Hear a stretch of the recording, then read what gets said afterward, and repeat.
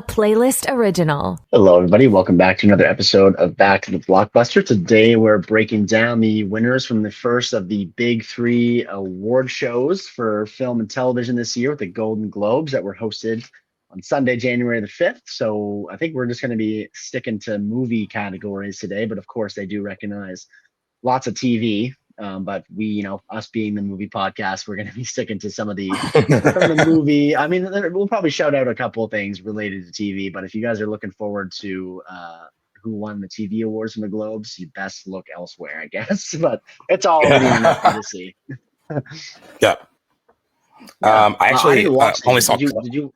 I only saw clips. I was so busy with other stuff, and then we recorded last night too, and During them, did we so not? I Yeah. So I watched clips of it. Why am I blanking on the girl's name who hosted it? It's Nikki. Oh, Nikki Glaser. Yeah. Glaser, she actually was pretty funny in the clips I saw. Yeah, and I think it was good because she wasn't too there were no big political jokes and stuff like that. She kind of just kept it really on the movies and kind of making fun of certain personalities and stuff like that. And I've only been familiar with her from what I've seen her do. I know she did the roast Tom Brady. She was on that, and I've seen her from that, but I'm not really familiar with her comedy that much. But I thought she was pretty funny, and she ran the show pretty well. And the reviews for the show have been pretty good for the most part, as far as the hosting and surprises with some of the winners and some of the losers. So I think overall it was a good show for the Golden Globes, who've had a rough few years between ratings declining and then the whole issue with race and gender within the Hollywood Foreign Press, which is why they kind of dismantled the Hollywood Foreign Press and have created something much different with the way the Golden Globes are now. So I think they were due for some good press, and they finally got some. So good for them. Good. Yeah, I'm not too familiar with Nikki Glaser. I think I've seen her as a guest on some podcasts before, and some clips from her Tom Brady roast, and she is pretty ruthless. But I think she kind of kept in control last night. I watched the 8 or 10 minute opening, and she had some really good one-liners in there, but she didn't really insult anybody too badly. I think most of the jokes were pretty appropriate but genuinely hilarious. She is a really funny woman. Yeah. And a good host. And likely, since she did get good notices for it, I wouldn't be surprised if you either see her hosting another award ceremony, or if they were inclined to bring her back if she wanted to do it. It seemed like they had a really good find with her, as far as finding the right person to run it. Because the Golden Globes is the fun award show. They sit at cocktail tables and they're drinking. So people they're a little more, they're drunk and they're a little bit looser. It's not as stuffy as the Academy Awards. So I think you need someone that's really fun to run that, and I think they found a good one in her. So I'm glad that she is getting good notices for it, because the clips I did see, she was pretty good. So but yeah, we are in the business of letting you know who won these things and what that likely means for award season. This, like you said, this is the first big show of the bunch of the three. The SAG nominations actually come out on January 8th, so that'd be another thing that's coming up soon. As far as if there's any overlap with the Golden Globes to the Academy Awards, it's not always the case because they're different voting bodies, but I think it just sparks an interesting conversation. Sometimes acceptance speeches are given where there are Academy voters watching, and some of them are even in the audience, and sometimes a really good acceptance speech can make people go I should watch that movie because I haven't seen it yet, or they stand behind a certain nominee because of what that win could mean for them overall or for their career. I think I saw that at least with two speeches that I really thought that is definitely, they're trying to set themselves up to either crack that 5 for the acting awards or solidify that they end up winning. So that was kind of what I noticed from some of the wins last night. But did you want to start us off with the first category? Yeah. So we are going off the Guardians list, and other than a couple of these, I'm seeing a lot of this for the first time. So a lot of it is surprising, and there is a lot of movies here that I haven't even seen. So there's lots. I don't even have much of an opinion on some of the winners. I don't have much to say in that dialogue yet until I see some more of these. But beginning with Best Film, Musical, or Comedy, Emilia Perez was the winner, which is it a Spanish language movie? I know it's a Netflix musical. It's a non. Yeah, it's not. I think it's actually it has a French director, and I'm trying to figure. But there is a lot of Spanish speaking in the movie. And, okay. And And Selena Gomez was in that too, right? Selena Gomez, she was nominated. She lost to her co-star, so I guess that's not too Nice. bad. And it's like I mentioned I think offline that it's the critics seem to be enjoying it. It's gotten a lot of attention from a lot of critics groups, and it is probably going to be a big contender at the Oscars. But it's a polarizing film with everyone else. So Okay. when it won last night, anyone listening, if you took to X or anything, and you probably saw a lot of hate for that movie on X. I mean, there is definitely some love too from people that do like it, but it's not getting the same. Like, there is a disconnect between the critics who love it and regular folks who have seen it. So there's that. I'm going to watch it soon. I mean, just because it won this, and it seems like its momentum is increased Right. because it also ended up winning like non English language film as well. It also won for best original song, and then uh, we'll talk about another category one in a little bit. But it seems like it is going to be one of those films that it's probably going to have a big awards presence come Oscar nomination day. And it ended up it beat The Substance, it beat Wicked, A Real Pain, Challengers, which I don't think is a comedy, but whatever, No. and Nora, which a lot of those movies also had much bigger. I mean, momentum than this movie, but it spoke to Golden Globe voters. So there you have it. I know there's not much you can say about it because we haven't seen it. But I mean, I will before the Oscar nominations come out for sure, and I feel like it's going to be represented in a lot of spots. Okay. Uh, Moving on. Next category. All right. We have best film drama that went to The Brutalist. I haven't seen it yet either. I've heard really great things about it though.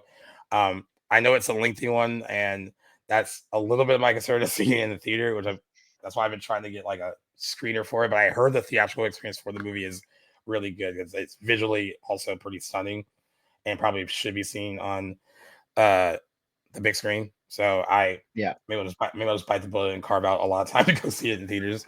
It ended up being that Complete Unknown, Conclave, Dune Part 2, Nickel Boys, and September 5th. I heard great things about Nickel Boys as well. Trying to get a copy of that too. It's not in a lot of theaters. A lot of people haven't seen it, but it's been a part of the conversation as well. I haven't seen Conclave either, which I think I heard great things about that too. I'm really interested in seeing that too. Ralph Fiennes in particular for him. Yeah. Yep. What we got next? For The Brutalist, Adrian Brody won Best Male Actor in Film Drama. So I think he's now, I want to say he's a two-time Golden Globe winner. I want to say that he won for The Pianist, which is another movie where he plays an immigrant or more like a refugee. Yeah. From what little I know about The Brutalist, it does sound like it's kind of on par with that. And there was a joke by Nikki Glaser in the opening calling him a two-time Holocaust survivor or refugee. And so part of me is wondering if that is like what he's immigrated to America for. And I know he plays like an architect. That's literally all I know about The Brutalist, but really excited to see that whenever I get my hands on it. So good for Adrian Brody because he is a very amazing actor and I love to see him get some credit. But he beat out Timothy Chalamet, Daniel Craig, Coleman Domingo, Ralph Fiennes, and Sebastian Stan. So some fantastic actors that he was in good company with. So good for Adrian Brody. Yeah, and it's been a long time since he was a part of the award season conversation. Like The Pianist came out years ago, and he's been in movies since then, and he's had a successful career. But he kind of mentioned that like there's been a little bit of a lull, I guess, recently for him, and like this movie kind of has brought him out of that. And he is a good actor. He's a really great actor actually. So it's good to see him back in the conversation for something that many people said is a really great performance. So that's good to see. Full disclosure, I do not know the winner of the best female actor in the film. I have not seen it for drama. Fernanda Torres from I'm Still Here won. I haven't even heard the movie. There's that. She beat out Pamela Anderson for The Last Showgirl, Angelina Jolie from Maria, Nicole Kidman, Baby Girl, Tilda Swinton in The Room Next Door, and Kate Winslet in Lee.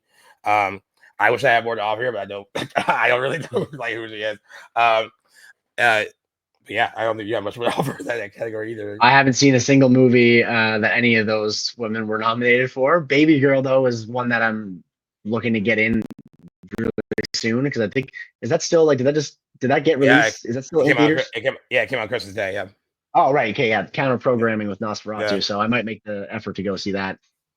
Yeah, Yeah, not much to say about that one. Good for Fernanda Torres. She was Brazilian though, right? And I'm pretty sure yeah. her and her daughter, or her and her mother, I'm not sure who's which, Yeah, I were think they both said years nominated. apart. Yeah, yeah. Yeah.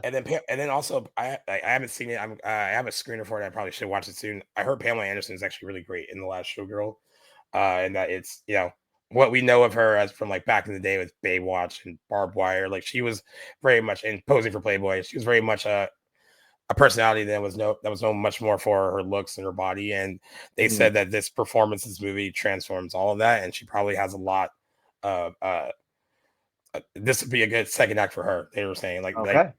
basically I don't think she'll pull out an Oscar nomination for the role, but they said what being in the general conversation award season wise, it's probably the best thing that she could be asked for right now for what Okay. this could do for her career, or its new stage of her career, basically. Right on. Uh, Good for her. all right, what do we got next? Next up we've got hold on, I'm gonna scroll here. There's some TV. Uh,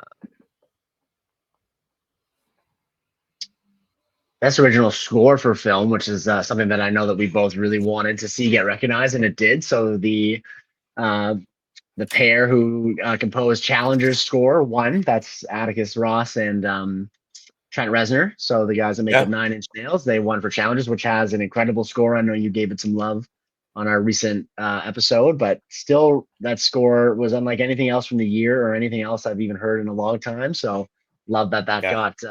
And that was also up against the Brutalist and Conclave Dune Part Two. So to beat out the likes of Hans Zimmer, no small feat. Amelia yeah, Perez and the Wild Robot also all had their scores nominated. So good for challengers. Love that it took home some gold. yeah.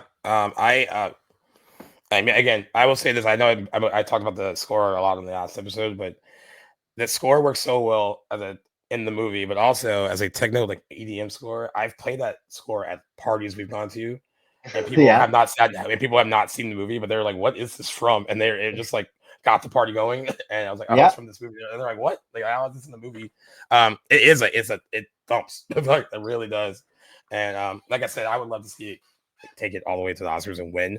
It is interesting to have it like Two Part Two being a big example like that score beating like what would be considered a more traditional big movie score that Doom Part Two has, with Hans Zimmer behind it, and like mm, that Atticus Ross and Trent Reznor with their EDM score for challengers could actually beat these more traditional scores. It's like pretty amazing to see, I think. absolutely. Um, Okay, we had a best director. Um, yeah. Brady Corbett for one for the Brutalist. I did not know this. I didn't realize he was an actor. He's in a movie. Oh, He's in a few movies, but he was in a movie called 13, and that's what I remembered him from. And I I'm did looking not him up. did not make the correlation between him because he was a younger actor, and that movie came out in the early 2000s, and I was like, oh, this is that guy. I had no idea because I had saw the name, and I was like, oh, that name sounds familiar, and knew him more for being an actor. But he's now a acclaimed director, and like a lot of people saying the front runner for winning best director at this point. He also directed The Crowded Room with Tom Holland, that limited series. I think that was on Apple TV Plus.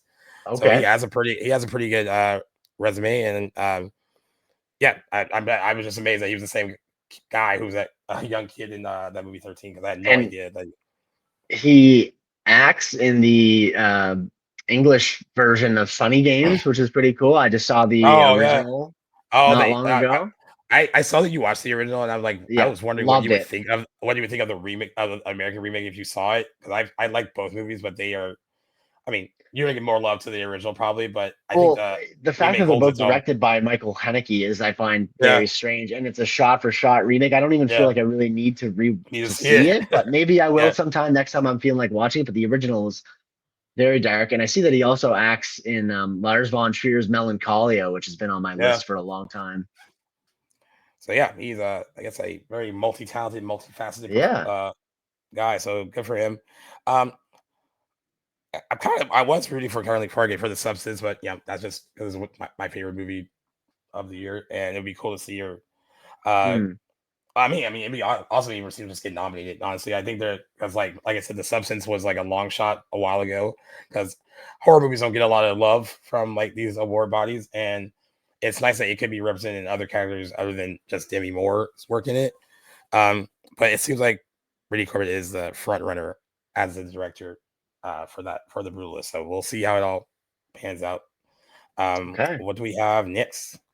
Next, we got Best Male Actor in a Film, Musical, or Comedy, and Sebastian Stan won. I believe he was nominated in 2 different movies this year because he won for A Different Man. But as I mentioned earlier, he was nominated in his Any first role in Apprentice? The Apprentice, where he played Donald Trump. So that's pretty interesting. So good for him.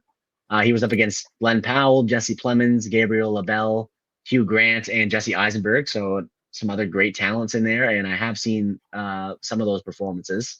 I did not see Yeah, Sebastian Stan in either of those 2 movies, though, but both really intrigued me. And A Different Man looked really up my alley. So I'm hoping I get my yeah. hands on that sometime soon. That's one of the ones I actually just got a screener copy of it, so I can send you that too. Okay, I wish I had great. saw. I wish I had watched it before the year wrapped up. But I heard really good things about it, and this is one of those examples of where I think a good acceptance speech can make him sneak into the 5 for lead actor at the Okay. Oscars, because his speech was really good, all about how like his mom, like she came here all the way from Romania to give him like a better life here, and like it was a very like heartfelt, like you know started from nothing kind of, and then here he is now and getting to like make Right. movies and and winning for this. So they like stuff like that. So like and it'll give him a lot of notice.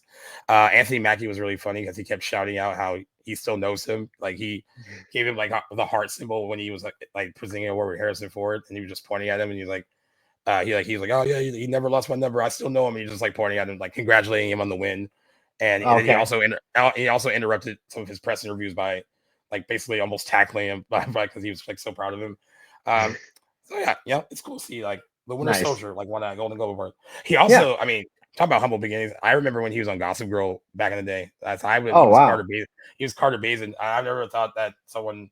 I mean, I know people from that show have been successful, but like he was just a random kind of uh not in every episode. I think he's only been in like a handful of them. He's like a guest star, but yeah, that's where a lot of people got introduced to him. And of course, he transitioned into Marvel and did a bunch of other movies. So it's good to see him getting his due now. Yeah. Really happy for him. All right. Uh, We got best female actor in a musical comedy or film. yep. Of That's another course. big one. Big moment. Yep. Demi Moore, The Substance. She went for that.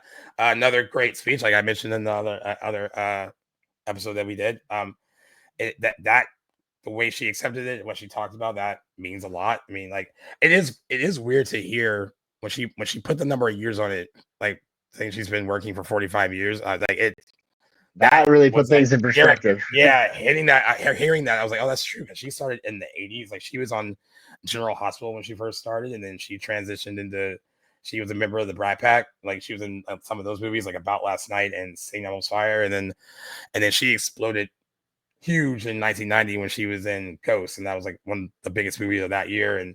Uh, and then she just had hit after hit after hit after that, and then she kind of had a lull where like the hits weren't coming as much.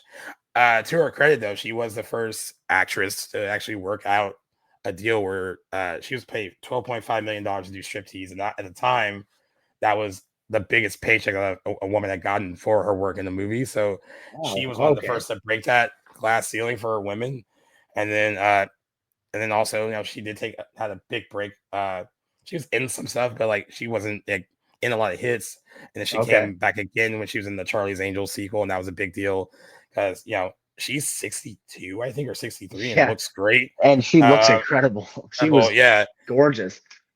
her career has had some ebbs and flows, but like it's nice to see that this movie is like gotten her into this kind of conversation. And I think people are finally starting to, it's weird to say finally because she's been doing it so long, but put respect on her name a bit, I guess. Mm.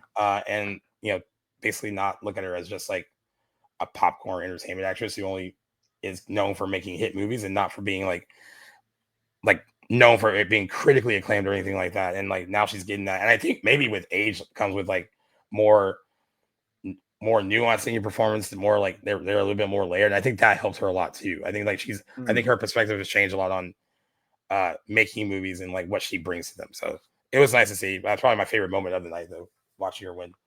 Yep, agree. And it was like one of the only acceptance speeches that I saw and like watched, and it was very heartfelt. Felt really happy for her. And Yeah. after watching The Substance just a couple weeks ago, I very happy in that decision because her performance was incredible in that movie, and I haven't Yeah. seen Demi Moore. I don't think she's one of those actresses who's always eluded me. I don't know much about her career. Not don't think I've seen any performances of hers. Nothing, certainly nothing that comes to mind. And so to see her in that, I was really impressed. And Oh man, you're missing out on some good movies, dude. yeah, for her to I mean, be, she was 61 when she made The Substance. I couldn't even believe that. yeah, I mean, like her career, like I mean, she really was. I mean, to actually, I mean, I was pretty young when she was uh really popular, but she was everywhere. And Ghost is a great movie. That's one you should maybe check Yep. out. A Few Good Men, she's in that with Tom Cruise and Jack Nicholson. Like that Okay. really good movie as well. And Decent Proposal, also a really good movie. Like Heard of that one? Yeah. she has a lot of a good body of work. Uh, but yeah, well, that's amazing that you haven't seen like a lot of her stuff. And if you want more fun things, like the stuff she did in the '80s, like Say Elmo's Fire and About Last Night, are also fun, like '80s Okay. movies that have some of that like John Hughes stamp on them, because like I it love is, John Hughes. yeah. So yeah, been rocking it for a long time, but it's good to see that she's finally getting her due though. So thanks. Next up, we got best screenplay for film, which I'm happy to see this. This makes me want to see this movie even more. Went to Peter Strawn for Conclave, which I guess is Yeah, a kind of like a Pope drama, like Vatican yeah. City higher ups kind of Yep. pulling some strings. The trailer was really interesting, I guess, and seemed like full of tension. But I haven't seen anything about this movie in a while. I remember the trailer earlier in the year, Yeah. and I've not seen it anywhere. But really interested in seeing that movie, and now it is the winner for best screenplay. So props to Peter Strawn for that. I hope I'm pronouncing his last name right. I I'm not believe you are. positive. Yeah. Yeah. Okay. Perfect. And yeah, I still need to see it. Another movie I was sent recently that I haven't watched yet. I think I'm just gonna like throw these all at you and just like, hey, watch them whenever you feel like it, Yeah. so, so you can finally watch Well, them. that'd be awesome. Yeah, but yeah, it is getting a lot of attention, so that's very good to see. So, what do we have next? More television, okay. Best male actor in a supporting role. I think I mentioned this earlier that it seems like he's been the front runner, and it's Kieran Culkin. He won for A Real Pain. He's won a lot of critics awards for it already, and a lot of people think he will be getting the top prize when it come Oscar night. Should he be nominated? Um, Nice. yeah, and he's be out some really strong company like Denzel Washington, Gladiator 2, Jeremy Strong in The Apprentice, Guy Pearce in The Brutalist, Edward Norton in A Complete Unknown, and Yura Borisov in The Nora, who has that performance. I'm glad to see that it's getting nominated because it's so quiet and understated, and not one that usually gets a lot of attention because it's not really like over the top or really emotive at all. But he is really good in like his scenes, so I'm glad that they're actually paying attention to more quiet work in films like that too. But Kieran Okay. Culkin seems like he's going to be the front runner for it, and he's really good in it. Like he steals. I'm not that Jesse Eisenberg isn't good. He just steals the movie from him. Like he has the more. Right. He also has the more like kind of flamboyant, fun character to play. So I I think that's see. why it's getting the most attention. But yeah, I think he's definitely the front runner for that category. Good stuff. Which brings us to, I think, the last one that we'll be mentioning today is best female actor in a supporting role in a film. Went to Zoe Saldana for Amelia Perez. So great for her. I don't know. Again, I don't have much to say about that film because I haven't seen it yet. But Netflix, I can easily go watch it. She was up against co-star Selena Gomez for that same movie. Ariana Grande was nominated for Wicked. Felicity Jones nominated for The Brutalist. A lot of nominations for that movie and acting. Seemed like it Yeah. was nominated for a bunch. Margaret Qualley, happy to see her nominated for The Substance as well. She was great in that movie. And then Isabella Rossellini, who I didn't know was in Conclave, was also nominated. So really strong category there. So Zoe Saldana clearly, Yeah. must have put out quite the performance.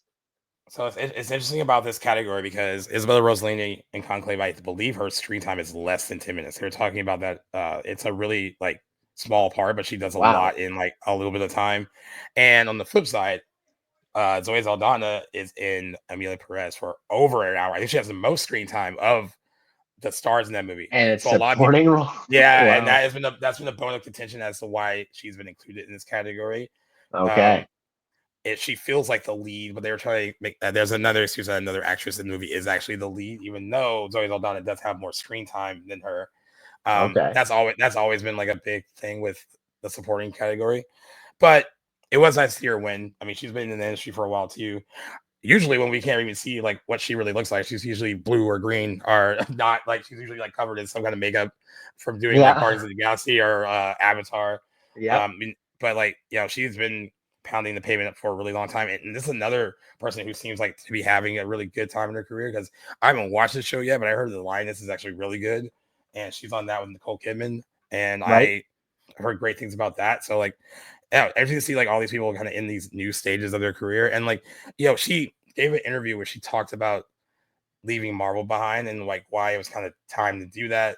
She has nothing but nice things to say about her time with it, but anyone that works for them, it takes up a lot of your time, and you have to Yeah.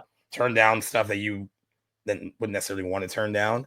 And Right. I think she was just ready to kind of move on and like do other work to kind of show other sides of her talent. And I'm glad she was able to, because I had no idea that she could even sing or dance. I've seen clips of her stuff from the movie. She has a good Okay. voice and she can dance. So I was like, I had no idea that she could do that at all. So, Good for her. good for her. Yeah, really good for her. Um, but yeah, I think that's the last one we're covering, right? Yep. So we discussed that we're gonna make award season on the show a little less bloated this year for us and for you. And because you guys can find the DGA and WGA and PGA stuff on your own if whenever you want to look it up. It's not necessarily anything that we need to like give full episodes for, or even like give a huge news segment for. So the next one will be covering is the SAG nominations, which we'll talk about on the next news show because they come out this week. And then of course we'll be discussing the Academy Awards. But yeah, I mean, like I said, I don't know that there's no overlap with the Golden Globes. Sometimes to the Oscars, sometimes there is a little bit of an overlap, but it will be interesting to see like how this changes things as we get to the SAG nominations and then the Oscar nominations. So yeah, happy to be doing another award season with you, full one actually. Yes, Like me too. Yeah. you came back just in time because we said that when you got back, it will be in full swing by the time you were back on the show. So Yep. uh, And that prediction was right. yeah. And we will definitely be seeing some of the movies that we did miss, and maybe we can like discuss on maybe future news episodes. Like, say, we finally saw it. Like, uh, it definitely deserves to be there. Maybe it doesn't quite deserve to be there, but we will be catching up on some of those movies that we did not see that were also nominated, or some that have won and are clearly leading momentum that we haven't checked out yet. So, just want to throw that out there as well. Definitely. Yeah. Well, glad to And recap the Golden Globes, and hopefully next year I'll make the time to watch the actual ceremony because I know we were busy yesterday, yeah, but seems like a fun time. yeah, There yeah, you have it. yeah. It's always the fun one, man. Like watching them just be drunk, and because I don't know, celebrities are just polished all the time, and like I was like, let them be loose and have a little bit of fun. Nice to Like see them with Kieran their Culkin guards down a mentioned, little like bit. Yeah. yeah, Kieran Culkin mentioned before he won his award that him and his wife had just done a shot with Mario Lopez, so he was like all off kilter and like didn't even he's like kind of forgot his speech. It was all like flabbergasted. So that was kind of fun to watch him be all over the place because of that. So yeah, one of the fun ones. I wish the Academy Awards, I always gone back and forth about this, if the Academy Awards should separate musical, comedy, and drama the way that this show does. And I've always been on like the fence about it because Yeah. I feel like comedy doesn't get noticed enough by the Academy, and that maybe that would help. Um, but maybe this makes this ceremony stand out a bit more than by it being that way and the Oscars not being that way. I don't know. I don't know if it would be better or not, but I think comedies do need more love at these shows than they actually get. But we'll see. Like Yeah. I don't I know how guess. you would feel about that. Yeah. I'm happy with the Academy Award structure right now, and I feel like for me, I guess I would. I don't know.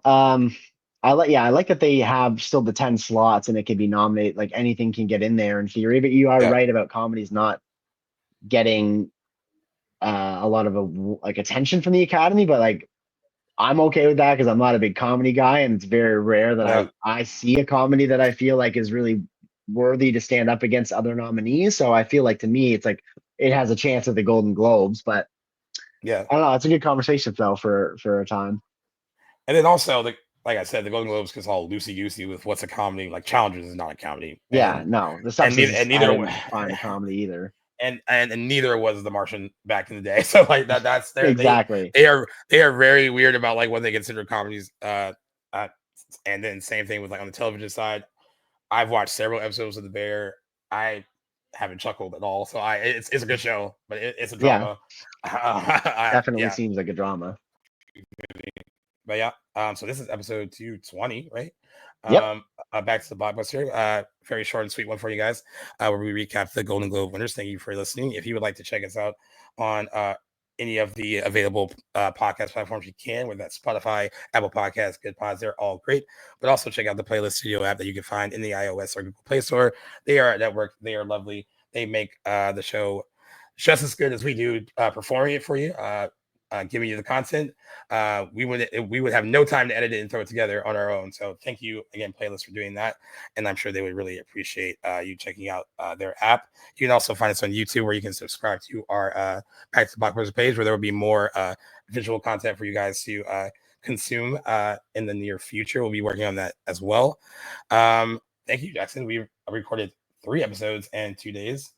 This actually really feels like we're back in the swing of things. This is what we kind Yes. of used to. We used This to is do our this a usual lot. schedule.